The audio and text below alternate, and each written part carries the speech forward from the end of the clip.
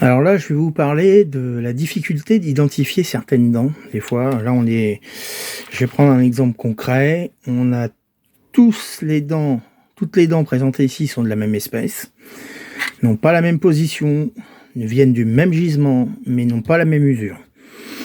Il arrive fréquemment quand on me demande, on m'envoie des mails, est-ce que vous pouvez identifier ci ou ça? Dans la plupart des cas, j'arrive à peu près à donner une estimation. Mais il y a vraiment un point extrêmement important à comprendre, c'est qu'il nous faut un contexte stratigraphique. Alors qu'est-ce que ça signifie? Ça signifie qu'il nous faut au minimum un lieu géographique de découverte le plus proche possible. Alors des fois, si vous voulez pas divulguer un gisement, vous donnez quelque chose, une information de proximité la plus proche possible, et au moins une stratigraphie, c'est-à-dire un niveau géologique cohérent. Bon, là, on est sur de l'Éocène inférieur. Les dents de ce requin sont toutes les Striatolamia macrota, mais donc à différentes usures. C'est un requin qui a un très mauvais marqueur stratigraphique en plus, parce qu'on le retrouve en gros de la base de l'Yprésien, c'est-à-dire au Sparnacien, jusqu'au Stampien. Donc il y a eu une large répartition à la fois stratigraphique et géographique, puisqu'on le trouve en gros partout dans le monde, y compris en Antarctique, sur l'île de Weddell, où cette espèce est connue dans l'Yprésien. Donc c'est un très très mauvais marqueur stratigraphique, mais par contre il a l'avantage, c'est d'être souvent les premières grosses dents qu'on va trouver sur un gisement. Donc c'est quand même intéressant. Alors là, je vous montre un petit peu toutes les préservations que j'ai sur le même gisement. Là, on va dire qu'on a une dent qui est à peu près nickel, qu'on appelle de la faune blanche. On a une dent ici, alors là on est sur les rangées supérieures en haut et en bas inférieures. Là, on a des dents latérales, mais on le voit, elles sont déjà usées. Elles sont issues d'un stock yprésien, alors cuisien, remanié. Et puis plus on va aller vers la droite, plus ça va aller en se dégradant.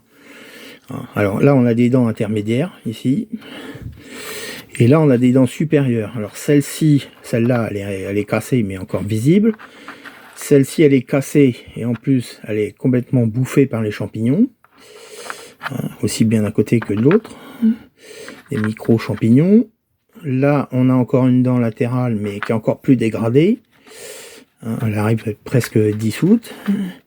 Et puis bon, là encore une petite variante parce que il manque encore un denticule latéral. Donc, vous voyez, si j'avais pas le contexte d'origine, si je savais pas que ça venait d'un même gisement du Vexin, qu'on était dans l'Yprésien, limite lutétien, et je pourrais pas dire grand chose. Je pourrais dire que ça soit un lamniforme, parce que bon, les dents font penser à des lamniformes classiques. Mais admettons que ça soit du Miocène, je pourrais pas dire grand chose. Admettons qu'on me dise ça vient peut-être du Maroc, que ça vienne des phosphates. Oui, mais le problème dans les phosphates au Maroc, il y a plusieurs étages.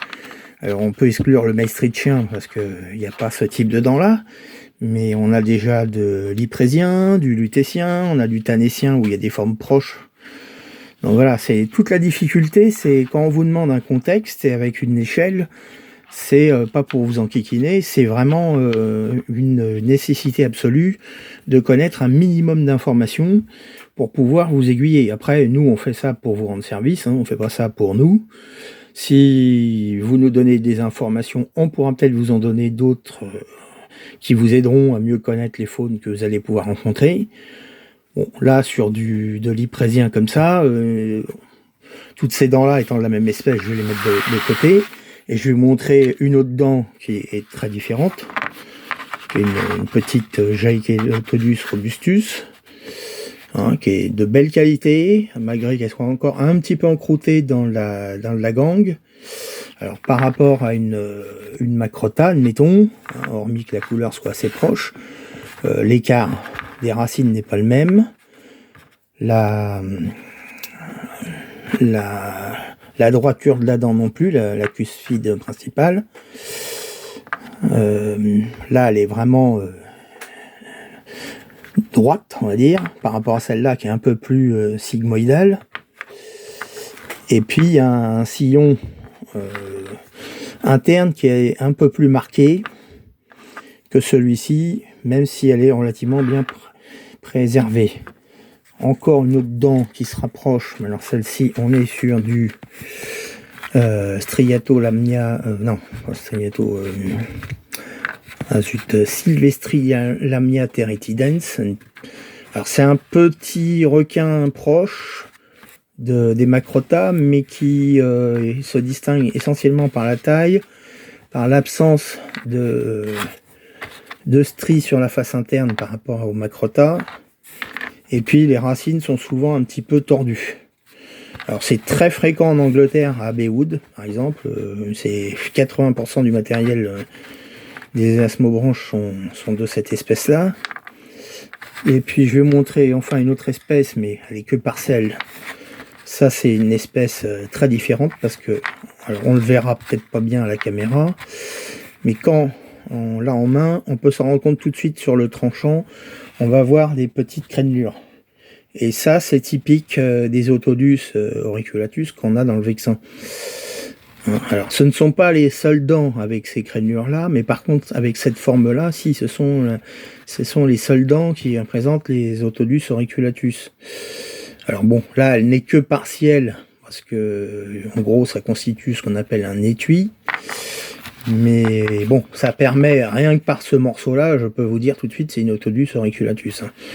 Il n'y a pas d'autres espèces qui présentent ces caractères-là. Après, on peut avoir des espèces à dents crénelées, comme les Galéocerdo, les Physogaleus, les Galéorhinus, mais on est dans un registre encore plus petit que ça, et je vous montrerai d'autres dents plus tard, où vous allez voir que ça n'a strictement rien à voir avec avec ces types de dents-là. Voilà. Donc j'essaye de vous montrer un petit peu que quand vous demandez une identification, c'est vraiment pas pour vous embêter, c'est parce qu'on a besoin d'avoir un contexte pour essayer de cibler un peu les espèces qu'on peut rencontrer et qu'on peut affirmer, pour lesquelles on peut affirmer qu'il y ait présence ou pas de ces requins-là. C'est jamais dans le but de piquer des gisements, parce que bon, sinon à ce moment-là, il faut pas demander, il faut se débrouiller tout seul. Ou tout simplement il n'y a aucune motivation de voler des gisements. Ça c'est dans un gisement que j'ai beaucoup fouillé, j'avais l'autorisation du propriétaire, il se trouve qu'ils étaient deux, maintenant il y en a un qui veut plus, donc je ne peux plus y aller. Mais bon, voilà, c'est les aléas de la vie, hein. Ceci dit, des gisements comme ça, j'en connais une dizaine d'autres qui sont accessibles. Voilà, donc ne pas toujours voir le mal quand on vous demande un contexte. Si on vous demande un contexte, c'est avant tout pour vous aider, pour tenter de vous aider. Voilà, à plus tard.